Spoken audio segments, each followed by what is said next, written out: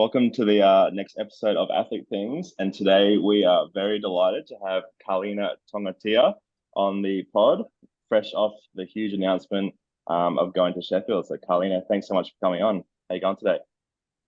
Very good. Thank you for having me. Even better with the announcement on the weekend. So yeah, just feeling like it's all real because I've Yeah. been keeping it to myself for a little while.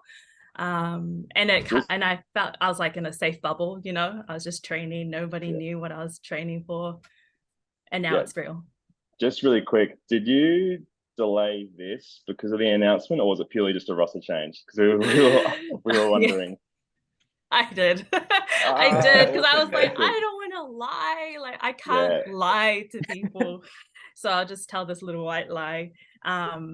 And I knew it was going to be soon after. So I was like, at least it will be right after anyway. You were the Yeah, it's very awesome. last one, the very Yeah. last wild card Yeah. confirmed. And then we're like, oh, hang on, we've got the podcast like this coming Tuesday. Yeah. I wonder if it was coincidence. Like, nah, surely not. It was not a coincidence. I was like, there's I no didn't way think this so. is not coming up. And what am I going to say? Yeah, you'll be bright red, or you have to just look at the floor when you talk to us. Yeah. That's So I so guess, good. well, I guess we want to like, before we jump into our Sheffield conversation, do you mind telling us a bit about your prep leading up to this point? Because we know you had Commonwealths. You also had like NZ Championships. Do you want to just talk about that for a bit? This year last year was my first year back with the IPF, because we had that split and some of us went to World Powerlifting. Anyway, COVID hit, like it just didn't work out, and I was feeling in myself that the level I was getting to, I couldn't compete against myself anymore. I needed to go and compete against the world. So that was a big part of coming over to the IPF in 2022. And with that came the first time being a 76, because we were still 72 in the WP. So lots of new things, moving up a weight class, filling it out, lifting new weights really for the first time, and seeing that we could. I didn't really know before Auckland Champs that I'd be able to beat the world record. I wasn't like 100% sure on that, but as soon as we did, we're just like, okay, this is just what we do now. We're just going to keep pushing the world record. And then 600 quickly came up in the goal of that, and we just worked towards it. It was always going to be the first to hit 600. We just knew that some other opportunities might come along with that if we did.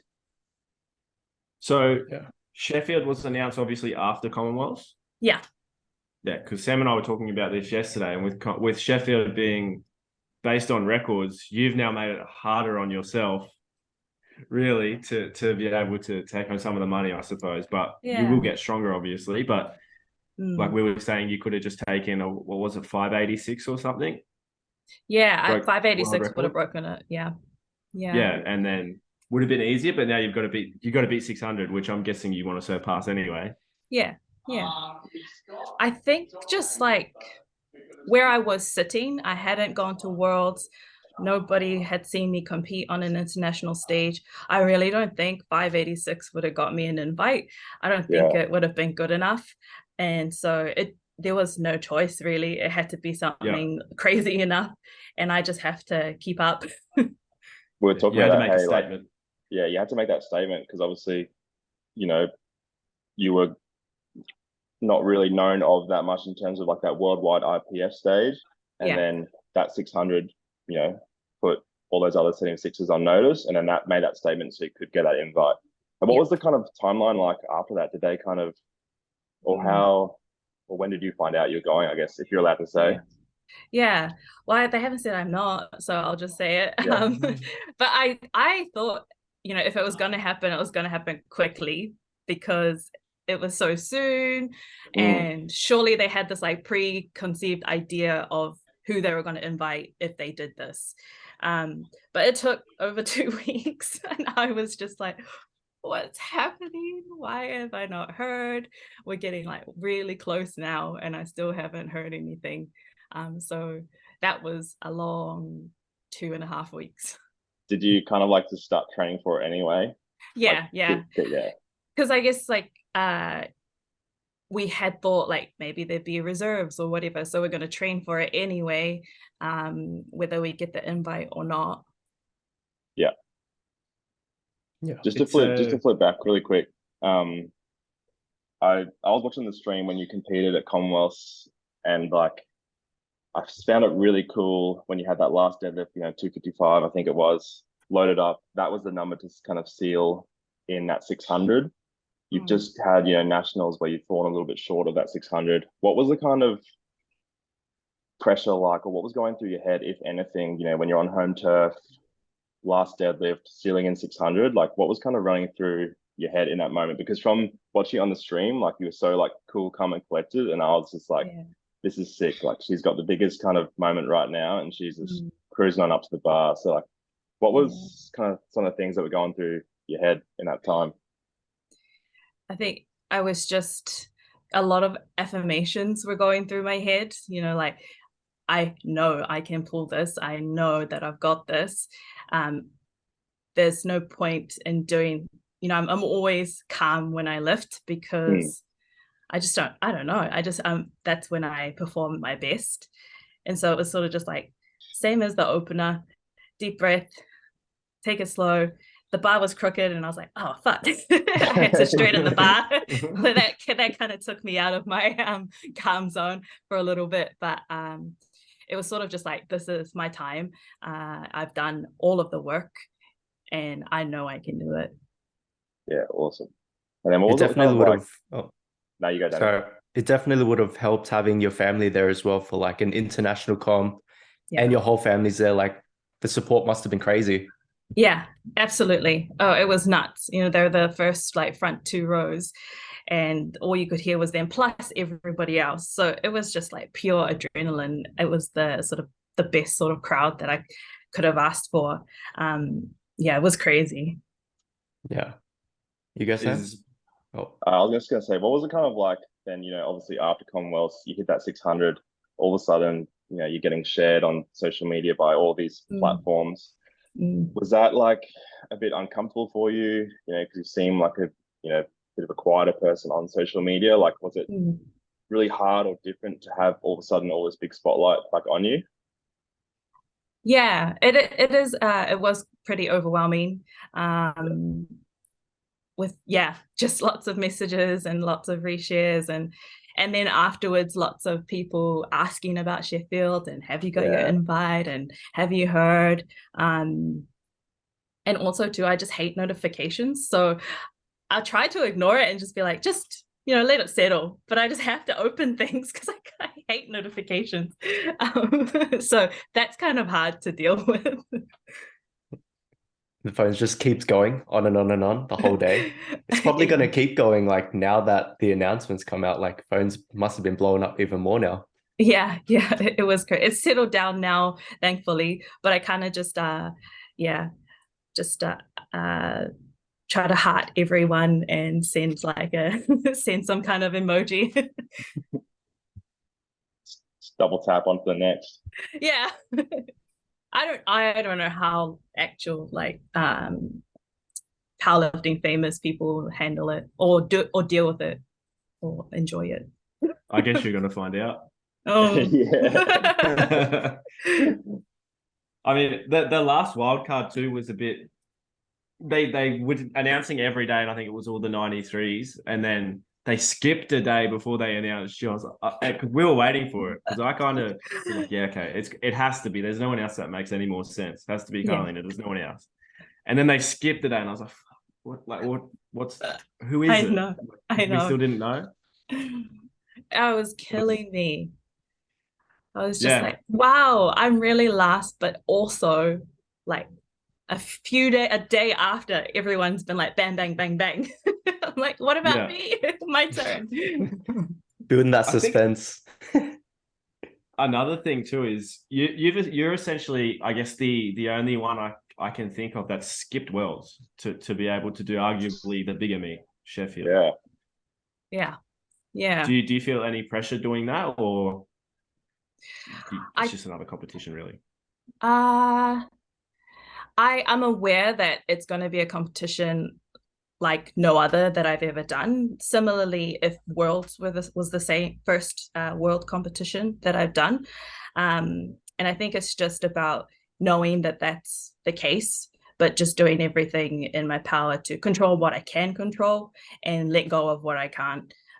Because there's no use worrying about things that are out of my control. Like, I know how I can keep myself calm. So I'll just be doing that.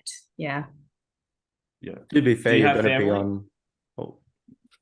Is our family going over with you?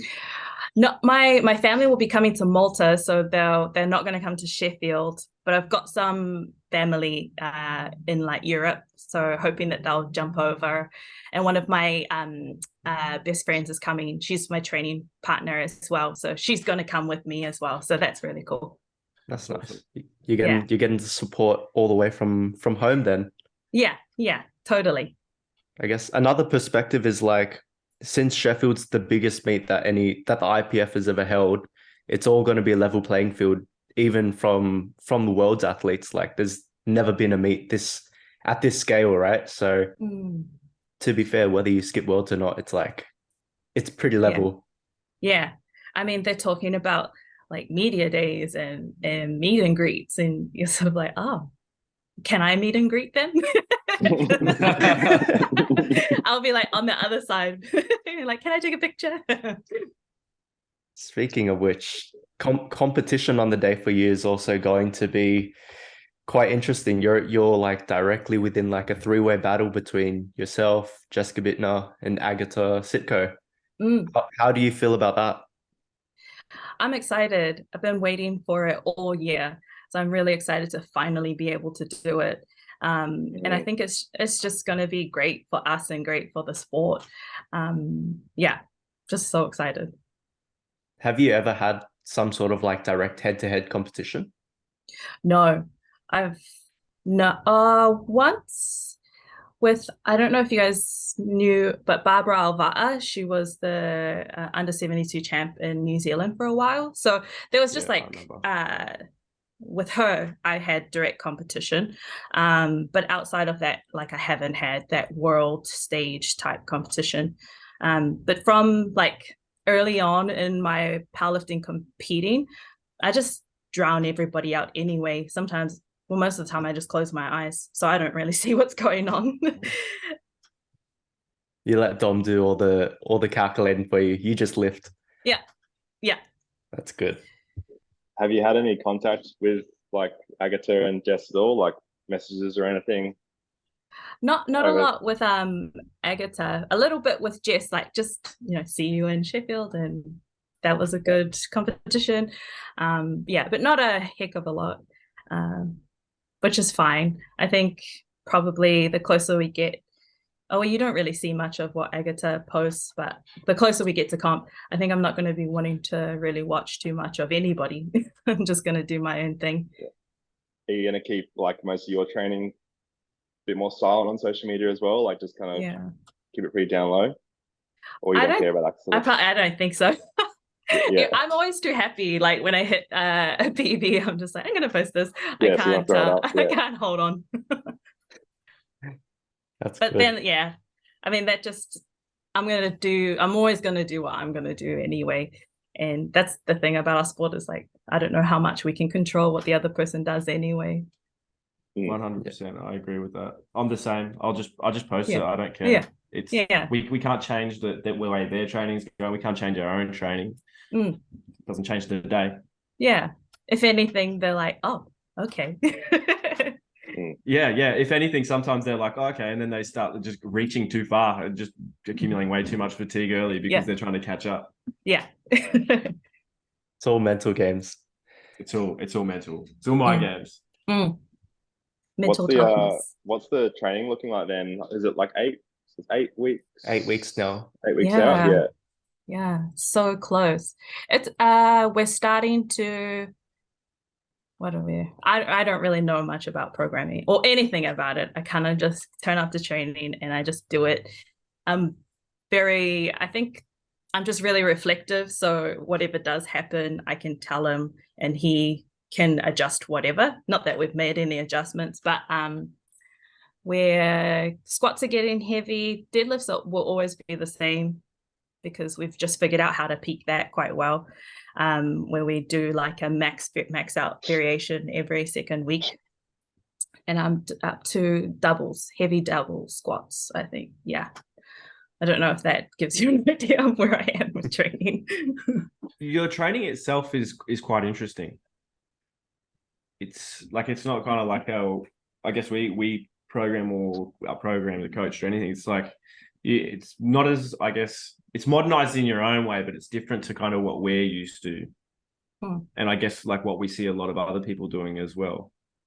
Like heavy, shorter ROM sort of variations. Right. From what I've noticed, yeah. Yeah. And like overload for some of them as well. Slingshot bench and stuff like that. Yeah. I think that's just come from, like, Dom was my very first coach as soon as I started, like, even thinking about powerlifting. And so he's had a long time with me to figure out what works well and what doesn't. You know, there was a point early on where I was training like the other girls, like similar size and build to me with the volume and all of that. And I just broke down and I just couldn't handle it. And then we started switching to what kind of like looks more like a super heavyweight squat kind of program. And that works really well for me. Interesting. And you've very interesting. And you've been with the one coach your whole career. Like how has it evolved since your very first comp all the way up to now? Oh, hugely. Like we've been through 3, 4 different weight classes together, different types of squat. You know, I used to high bar before. I've only low barred for 2 years now. Just going through different things and different styles of lifting to get to where we are basically now, where my body is comfortable with those changes.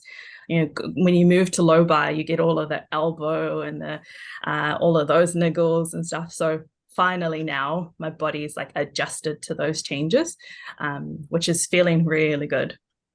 Yeah. And like it also goes to show, like, you're definitely, although you've recently come onto the radar of everyone and all the attention's on you now, you were definitely not an overnight success. No, not at all. Like it's been we competed lots and I've been like just training for 5 years nonstop, really. Were you powerlifting before the 5 years, or like were you just training prior to powerlifting? Yeah, I was just doing like normal gym stuff. Like I didn't do any of this. Yeah, for sure. When did you first start training? Well, I played netball for like my whole life up until 21, and then just started going to the gym for the first time when I was 21, 22, doing just whatever I knew how, and then started powerlifting late 2017, like training, and did my first comp in 2018. Yeah, that's crazy. And then here we are 5 years later. Yeah. The world's biggest meet. Yeah. Yeah. It's gonna be good. What's I probably haven't even covered it yet, but what's your goals for Sheffield if you want to share them? Yeah. I'm definitely going to win. It's hard to say like what number that might be with so many. I still actually don't know if it's just females versus females or men versus females. Like I'm still not like really that clear on it. I should ask Pete probably. Yeah. But so for the time being, I'm like, I have to beat them all, the guys and the girls. Yeah. But I guess we want to get the squat record and total record, get the 5Ks from there, and then What's the squat record and at the it's moment? going 2:23. It's Oh, fine. that's what you did at comms. Yeah. Yeah. You're just breaking your own records now. Yeah. And it's going by like percentage broken off the world record, and you set that yourself. Yeah. So even bigger Yeah. challenge. Yeah. It didn't make it easy on me, but I reckon we can still do it. Are you getting there earlier in terms of like your own general preparations for the comp? Yeah. Like, what's the travel like, and do you sit over 76? Do you have to cut weight at all? I'm already in the 77, so I'll just tidy up closer, go over as close as possible, because I just don't know what the travel's going to do. But yeah, definitely going early, a week early, just to make sure that I'm totally fine from that point of view, and that I can just compete to the best of my ability. Yeah. I've noticed just on like your social media, you seem like got a pretty busy like work schedule with like shift, the times and stuff you train. Yeah. Like going in or next like 8 weeks, are you trying to keep like a really strict, okay, I'm training this time, this day, every single week to keep it really consistent, or is it like change heaps with your work schedule?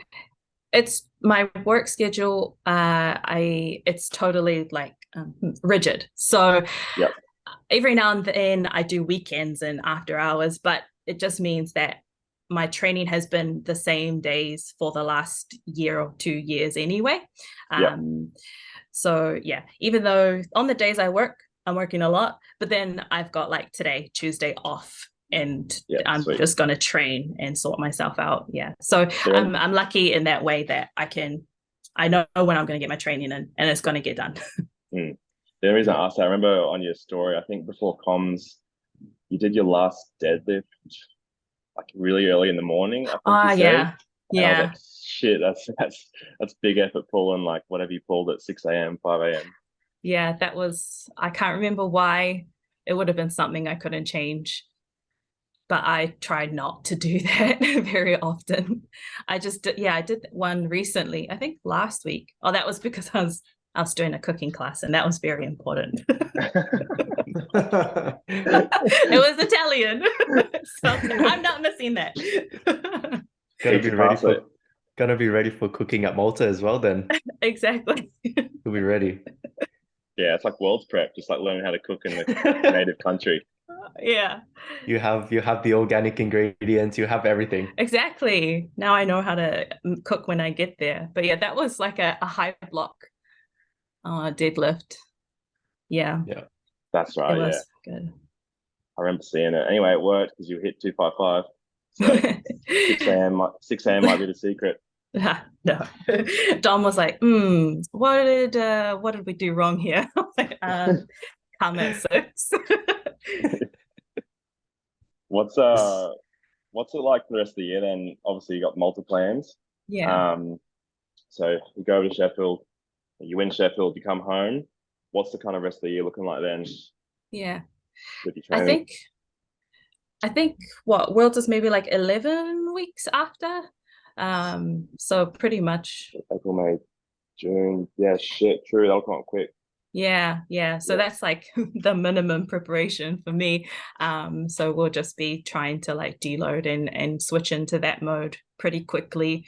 And then I'll do like our nationals for fun, because I have to, I think. And then it would be cool to do like an Arnold at the end of the year. Like I'd be like keen to do over as many overseas competitions as possible. So that would be cool. But yeah, the immediate future is like quite massive. So I'm not thinking too far ahead.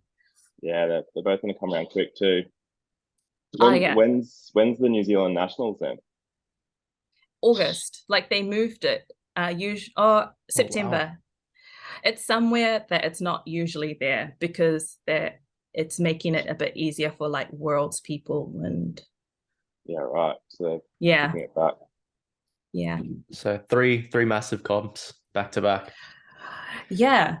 Which is I mean, they are massive, but we tend to compete that way, 3 or 4 comps a year. Yeah. How do you usually go after a comp? Like, do you take time to decompress before you go back into it, or is it like straight back into straight back into training as if nothing had happened? I used to take a whole week off, but then learned that it was way harder to come back. So now I come back straight after, but just really like simple stuff, just moving around, squatting like with 70 kilos, some accessories, just so that the body isn't too shocked when I get back into a program. So I don't usually take much time off anymore because that just works out best for when I do come back. But I don't know about you guys, it still takes me like a month to even get back to baseline. Yeah, for sure. Body's just cooked straight after the prep. Yeah. My body weight tends to just sit really low. Like we spend all this time like cutting down, and then for the month after, it's like, oh, now it's struggling to get back up. Far So out. everyone's different, I guess. But like it takes into account, we got to take into account like stress on the body after a comp. But like, yeah, like for you, Malta's also going to be quite huge as well, because despite how Sheffield goes, you're also going to have 2 chances of head-to-heads. Yeah. I'm plus all the other 76s and whatever else they're up to at the moment. So it's still a massive comp. But I guess I've sort of noticed, well, they had to break the world record this last comp, but you don't often see people breaking world records at World Championships. You're there to just secure your spot, but we'll see how it goes. Yeah, it's interesting. Hey, like obviously Sheffield's like geared towards the records, then like you said, like Worlds is more just about placings, right? Yeah. What would mean more to you, being the 76 world champ or having those kind of totals in the Sheffield win? It might be a stupid question because obviously Sheffield's a really big platform, but what would kind of I think the answer is both. I don't even know. I mean, this is coming first, so it's going to be Sheffield. And I think if I like me at my best and healthy at Sheffield, maybe sets me up for something at Worlds that is similar or close to, but still out of reach, maybe. I think that first Worlds will be a big one too. Just that first, like, I'm the world champion. Yeah. That'll be a big, just a big. When you can say just that feeling. Yeah. I'm the world champion. Like that's, if you walked into a room and you said like, I'm Sheffield champion, no one would fucking know what that was if they didn't do powerlifting. If you walk in and said, I'm world champion, everyone knows that what a world champion is in any sport, really. Yeah, totally. I mean, even now, like at some people, like at work or whatever, they're like, but you're a world champion, right? I'm like, no, I'm just a world record holder.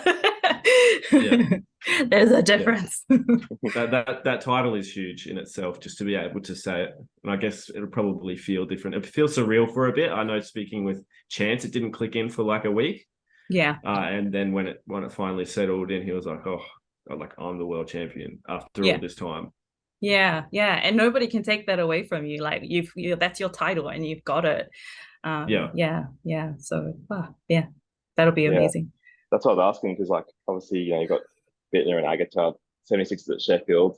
You're going up against 2 of the best, but then at Worlds you're going up a whole roster of 76ers from all around the world, from all corners of the world. So totally, I think definitely having kind of I'm the world champ out of all these people would definitely be really special. Yeah.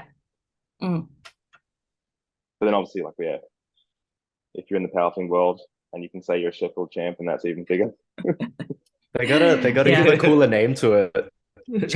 I think I heard like champion of champions, but like still outside of that, it's like, what does that mean? Champions League. Yeah. What did the Sheffield name come from? I haven't read too much into it. It's something to do with like SBD and the British kind of place. That's the town. Is that what they call that? Or city? Or the place. The place. Yeah. It's being held in Sheffield. Yeah. That's the thing, right? If we're going to do another Sheffield, is it always at Sheffield now? I was just thinking that before, like, or does it change just to where it's going to be held? Yeah. I feel like it's probably just always going to be in Sheffield, and it will always be called Sheffield. Yeah, especially because it's like sponsored by SBD. Yeah, like it's UK based. That makes sense, but like they've really mystified. Oh, is it?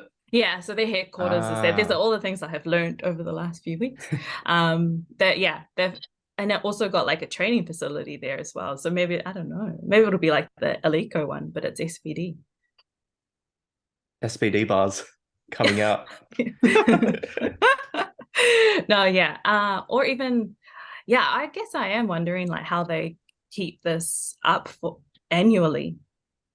Yeah, I was thinking everyone buying knee sleeves, everyone buying belts. True. Just funding it. The new versions. But even too, like, we're gonna go all out in breaking these world records. And you don't often see world records getting broken year after year. Year after year, yeah. Like, I guess even that might have to change. Yeah. It might even go the route of like World Powerlifting where it's held like every 4 years. And then potentially like that could make Sheffield like that once every 4 year kind of event, which would be crazy then. Then it's like, oh yeah, everyone would be excited to see what records get broken. And it gives enough time for the athletes to prepare, right? Because you know, even though you're doing the structure of like local, state or local national worlds, like it's difficult to put up that big performance and get everything lined up every year. Yeah. Because I think there's like records that have not been broken for years and years and years. So we'll see. Maybe every 2 years. Oh, potentially that could work. Do you feel like you're going to be the one that puts it so far out of reach for everyone else in the coming years? I hope so. Yeah, that especially the total and the squat. I hope so. Yeah. Like it's crazy with what you've done so far. So very excited to see you keep going. And you're just getting started. Yeah. That's the fun thing about it, is that I don't really know where the like limit is, because we just came to this weight class this year, and like I'm feeling so good. Before there's like you get niggles and things like that with the new body, like even just having broader shoulders in the squat like makes such a big difference to how your elbows are feeling. And so this, after Commonwealths, kind of all of that has gone, and now my body just feels good. Like when I'm training, it still feels sore, like don't get me wrong, but it's just moving really well. So yeah, I'm excited. Interesting. Adapted. Yeah, it feels like I'm finally adapting. Like I'm not forcing this adaptation. My body's accepting it now. Yeah. Did you feel that straight away as soon as you made the weight class change? Like you felt the benefits of added weight? Oh, totally. Yeah, like crazy. I think it was like 15 kilos on the squat, like straight away.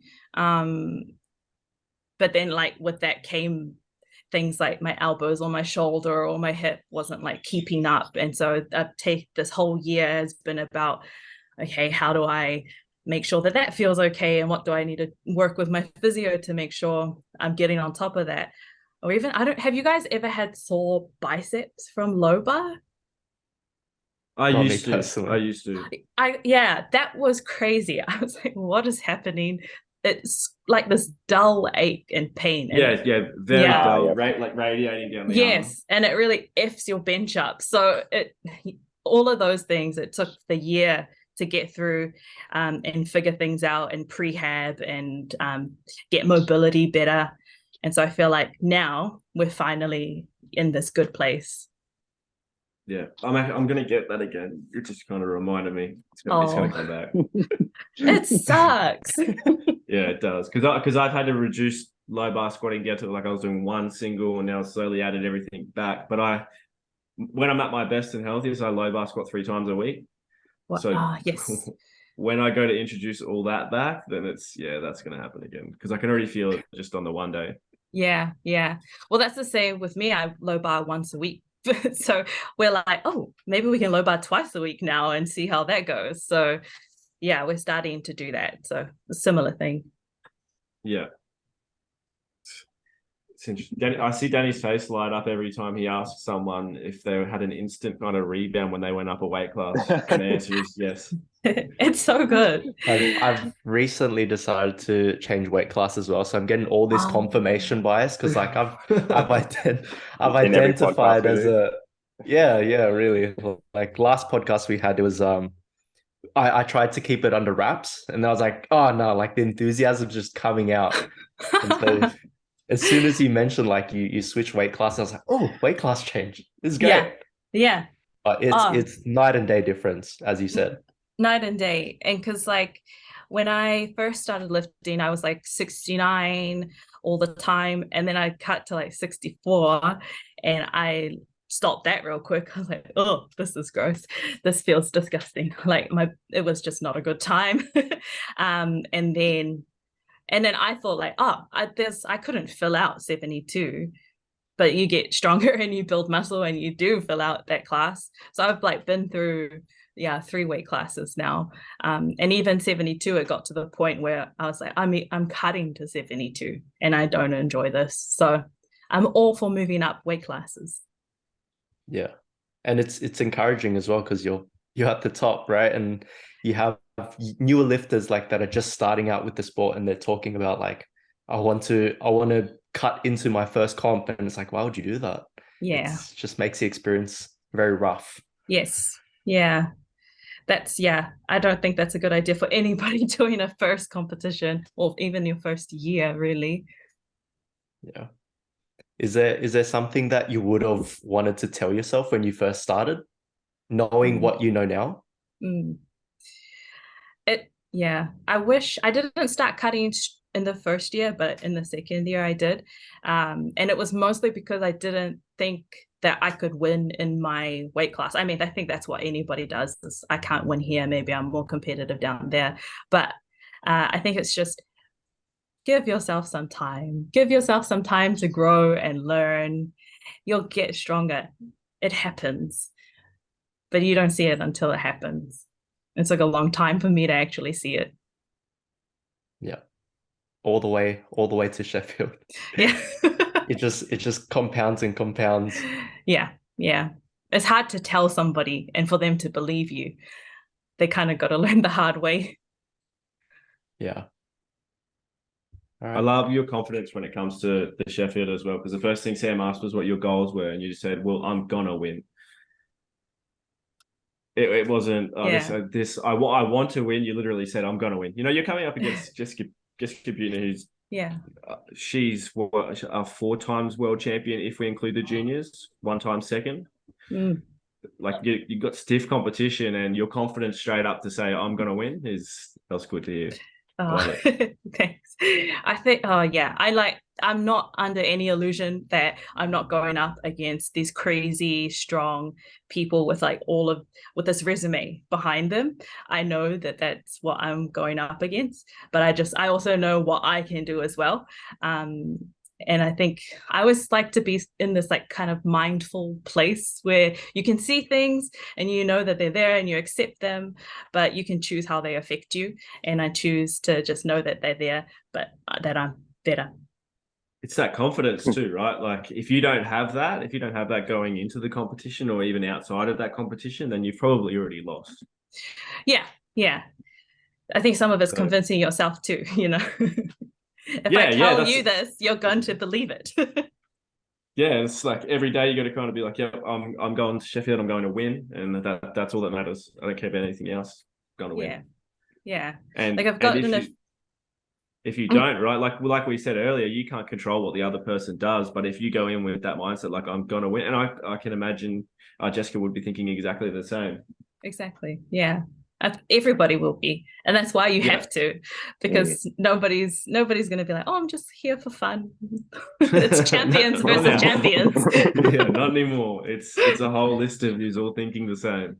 Yeah, that was good to see. Like Amanda's when they've been doing these like Road to Sheffield things, and they've all been great, but then just to see like Amanda, the first like female one to come out, and she's just like, I'm the best. Like, I'm going to remind everybody this. And she's kind of like giggling away that she thinks everybody's forgotten it, kind of. And she's like, I'm just going to remind you. Like that's cool. Do you have one of them coming up? Yeah, where I don't. It'll probably be the last one as well. Oh, the way you said that, so sad. I'll be like waiting and waiting. Yeah. Or maybe they'll flip it up and make me first. Maybe. But they're quite slow to come out. So maybe they're just gonna like drip feed it even leading up to it. Yeah, I believe they will, because like Commonwealths, you said you heard about Sheffield 2 weeks after that, which was still quite a while away from where we are now. So you've known for quite some time. We had no idea. Like, I guess they're kind of just like laying it out. So just build up this anticipation, the build up and the hype behind the competition itself, because we have 8 weeks now. Yeah, it's going to be exciting. I'm so curious to like be a fly in the warm-up room for that comp, and just have like all that energy of all those like champions, all those people that you know I think they're the best, are there to win, and just like the tension in the room and the focus in the room would just be so electric, I reckon. Yeah, it's going to be crazy, because it will be, well, I don't know if it's still, but like everybody gets their own platform and like set of spot and loaders, and then there's your coach. But I'm guessing it'll be like the female flight than the male flight, but we're all like in the same place. Yeah, it's going to be crazy seeing like someone from the low weight class, and it just keeps going, and every single person you see on that lineup is like, wow, this is a champion. Like, this is Tiffany, and then this is Jesus. Like in the same flight, like from the males, it's like, all right, you're starting off like Eddie Berglund, then goes to Taylor Atwood, and by the end it's like Jesus, all in the same flight. Like just the amount of like dopamine, just like, whoa, what the, like the weights are going heavier. Seriously. Oh my God. I feel like I might have to get like eye shades or something. I could just stay in my zone like a sleeping mask. Are you headphones on in the warm-up room? Yeah. Like headphones on. Don't talk to me. Don't look at me. No. Do you feel like you go into, well, like you have a different mode when you go into competing? Because, you know, you've come from like a netball background, you've come into powerlifting, and now it's a more competitive, there's that competitive aspect for you. You're not taking it for fun. You're not just there to like, you know, enjoy, as you've said. So do you go into a different place compared to your regular day-to-day? It's quite similar, because like when I train, it's like the same. I can hit a PB and then just walk away and nothing's ever happened. But it's just about being calm, so that whatever happens, I'm calm and I can do my job. Like whether it be something really good that happened or something bad, it's going to get the same response. And that's just me lifting the weight every single time the same way that I did it at training and that I do it on the competition. The difference is I have like way more adrenaline rushing. And that helps. Like it's crazy the way things feel in the warm-up room to the first squat that you hit. It feels like 5 times lighter than my last warm-up. On every single time. Yeah. That's why it's so cool, right? Because like obviously you get so much from like being on that platform and the adrenaline from the platform, but you seem so calm too. So I think you like control it really well. Just thinking back to that deadlift at comms and all your lifts through comms. That's why it's so cool. I think you've got like this calm and the confidence kind of mentality with your lifting, where you know you can kind of just bundle all that up and just be so zen and chill and just execute. Yeah it's just like so much energy, right? And I want to use it at that one time. That's to lift up the bar. Yeah, sick. So good. All right, move the bar from point A to point B. Also, as well, after you hit 600 kilos at Commonwealths, did that take some time to sink in what you had done? I know it was your goal, but sometimes I know when you finally tick off a goal that you've been working so hard for it, you know, because we don't feel it, right? It's kind of just like this euphoric kind of sense, rather than just like you've accomplished it, but it takes a bit to sink in, I suppose. Yeah. Did you have a case of that after Commonwealths? Yeah, totally. Like there's a split moment right after you do it, like the last deadlift, that you feel it, but then it goes really quickly because you have to move on and get drug tested and like move on with life. So I felt it for like 30 seconds and then it just left, and I was just thinking, I know what I did, but I don't feel any different. I feel the same. It's like a birthday, right? Yeah. Yeah. You're like, okay, I'm 30 now. I still I feel no different. No, kidding. I feel more sore actually. No. But yeah, I think probably the first time it hit me was like when I actually got my invite. I think that's when everything just came crashing and I realized like what I'd done. Yeah.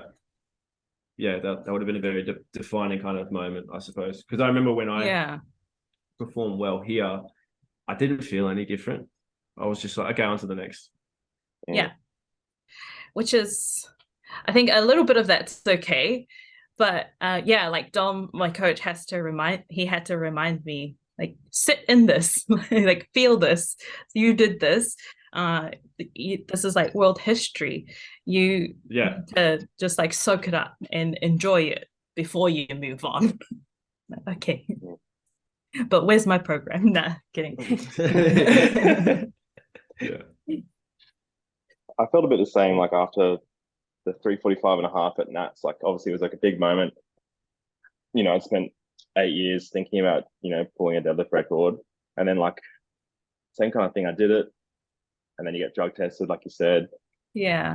Go home, have a few beers, and then it wasn't until I think I posted it the next week, and then I rewatched the post I did, and I was like, shit, yeah, it happened. But then again, it's like, all right, need more. Yeah. Not satisfied. Yeah. Yeah. Yeah, those the drug testers they're real kill buzzers. Like just give me like 10 minutes. I will do it. So like Hawk say, come and grab you. Yeah. I was actually I was trying to cry, but she was like trying to read out the thing to me. I was like, okay. She's like, you have to read this. And I'm like, okay, all right. Okay, it's gone. I don't feel emotional anymore. Oh, yeah. I can relate to that because the first time I hit 700, I got drug tested straight after as well. Yeah. I'd hit said I've been waiting for ages. I literally like had put numbers on the bar, I had no right trying to lift to hit it, and I'd always fall short. Like I think I hit 690, 692, 695 like the last 3 competitions. And all I had to do was just be a bit less aggressive on one attempt and I would have hit it easily. And then when I did hit it, I couldn't even walk because my back was ruined. I ended up only hitting like a second attempt deadlift to hit it.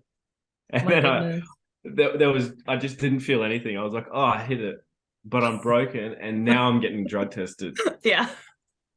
Was that at Sioux City? Just went from, yeah. I remember that. At what cost? What cost? What did it? I did it, but nah. It didn't feel anything. Always chasing that next win. Yeah. Yeah, those drug tests had killed my vibe that day though. Yeah. They killed my vibe that day too. Just follow you around. Yeah. It's okay if they follow you, but they were just like trying to get me to do the paperwork straight away. And I was just, hey, I don't know if you know what just happened, but I don't want to read your paper right now. It's like doing admin straight after hitting your world record. It's like, what? Now I have to apply for this. It's like, what? Yeah. Gosh. I learned my lesson though, because that happened after nationals as well.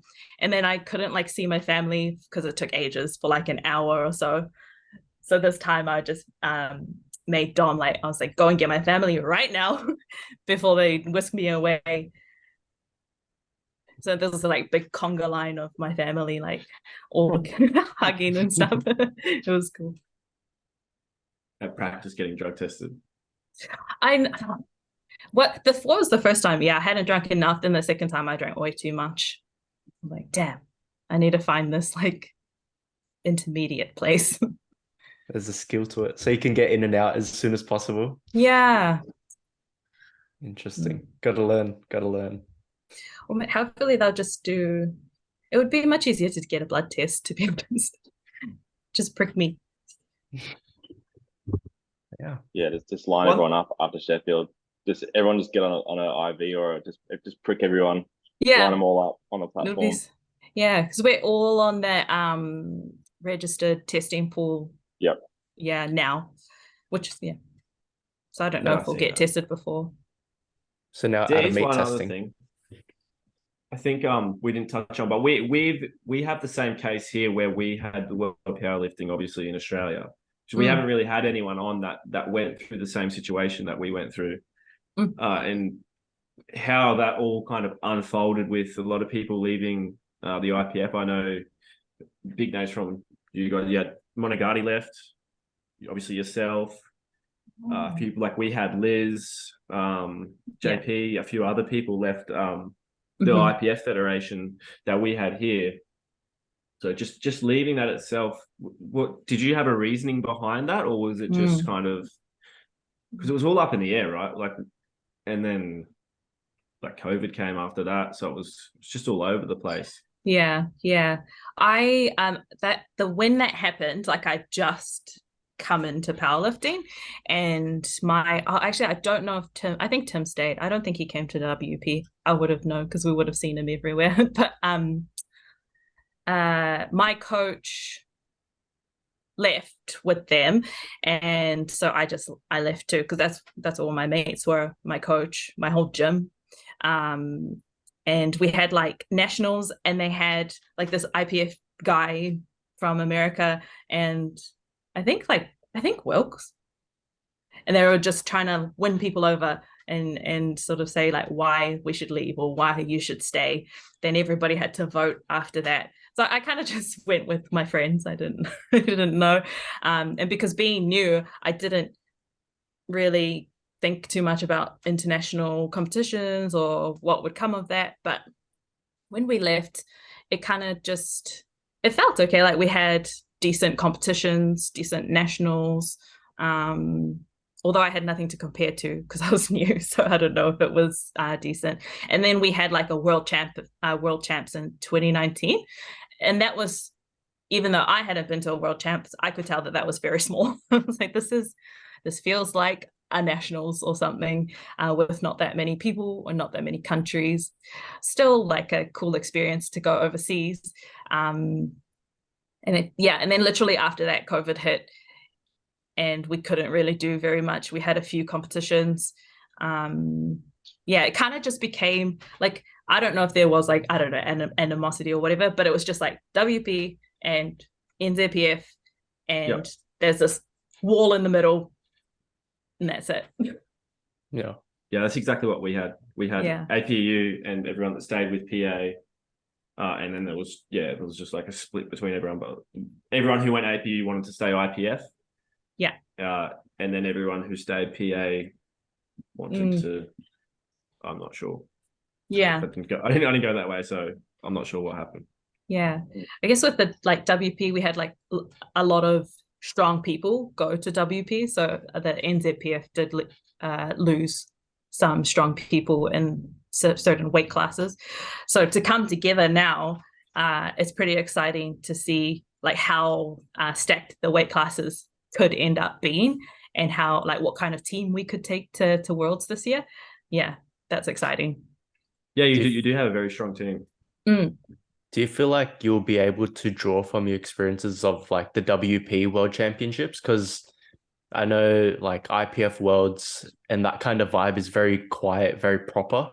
And although Commonwealths was on home soil, so you had that benefit of like, everyone cheering for you. Have you gone through like an environment, like a competition environment that's very quiet in the same way that potentially Sheffield or World might be? I mean, I've done comps where I feel like powerlifting is always quite loud compared to, like, I've been to a weightlifting comp and that's quiet, but powerlifting is maybe the baseline of quiet's not the same. I don't think. Do you mean quiet at the back or like crowd wise? Like in the back, there's not as much music going on. Right. Okay. Well, I don't even know what's going on anyway. Like, I just don't even see anybody. I just see the weights. So I think that's gonna be my advantage, is that I've never liked to look at anybody else and see what anyone else is doing. I don't look at the scoreboard. I don't know. Well, unfortunately now, before you go on, there's a screen that says the weight, but I don't even care what the weight is. I'm just like, I'm gonna lift it. Yeah, so I think that's going to be helpful when I get there, because I've been doing that for years. Yeah. Easy. Yeah. All right. Anyways, I think we might wrap it up here. We've gotten through a lot of topics. So thank you for jumping on the podcast, Karlina. And thanks for having me. Congratulations so on much. Sheffield once again. We Thank hope you smash it. Thank you. Here's to another big year of powerlifting. Yeah, totally. And we will all see you in Malta. Yes. Yeah, See you guys definitely. there. All three of us will be there. Yeah, cool. Happy training. Stay healthy. Get strong. Thanks for having me. Thanks, Karlina. Thanks, Karlina. See ya. Thank you.